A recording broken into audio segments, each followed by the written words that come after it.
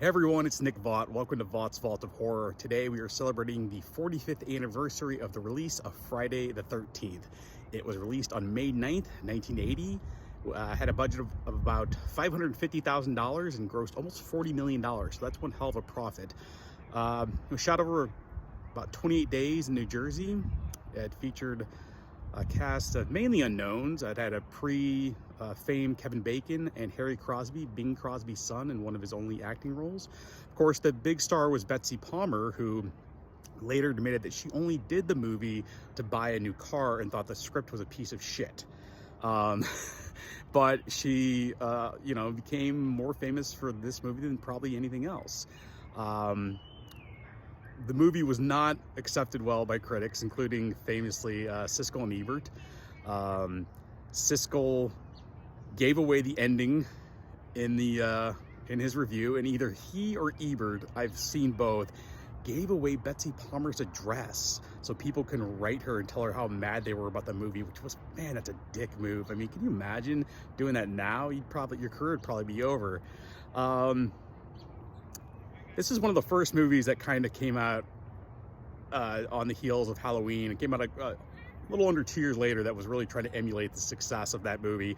The creators have admitted to ripping off Halloween, and I've also seen Meatballs, which makes sense with the camp thing, but that's the first time I've ever seen that.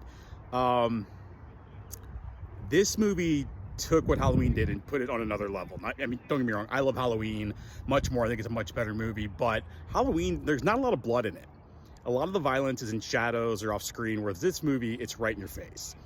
And that kind of set the precedent for the rest of the 80s slasher movies, or just horror movies in general. The gore and the violence aspect went up like tenfold. In fact, by the time Halloween 2 came out the following fall, it had pretty much copied what Friday the 13th did, in the sense that the violence and the gore and the blood was all much more than it was in the original. Some more trivia is that the movie was originally called Long Night at Camp Blood, which doesn't really roll off the tongue, and the character of Jason Voorhees was originally named Josh, but they felt that Josh wasn't as intimidating as, say, Jason. And could be like, oh, Josh is over there lurking in the woods, and be like, whatever, man, it's just Josh. But then Jason's lurking in the woods. That sounds a little bit more sinister. So I think a lot of people, if you've maybe seen Friday the 13th once, or you don't watch it that often, probably forget that Jason is not the killer in the movie. The first movie is a whodunit.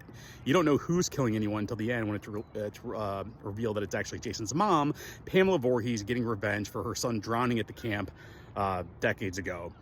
So I don't really have any memorabilia from this movie. I mean, I have some posters, and I have a shirt, of course, one of many. But so there's no mask really from the first movie. In fact, he doesn't start wearing the hockey mask until part 3. In the second one, he has kind of a burlap sack. And this one, he only appears at the end, and it's a dream sequence. I mean, it's one of the best jump scares of all time, but I think some people forget that is just a dream sequence when he pops out of the boat and tries to get the character of Alice. So I don't really have anything. There's some busts available, like up here, where people have, like, on Etsy. So I might try to get one of those for the convention coming up in the fall that you've probably heard me mention. The franchise turned out to be so popular, they made 8 movies in the 80s. Only 1983 and 1987 didn't have a Friday the 13th movie released. Since then, there's only been, I think, 4, one of which is Freddy vs. Jason, the crossover with A Nightmare on Elm Street, and the reboot/requel/remake in 2009. There was a long standing lawsuit that kept any new projects from being made.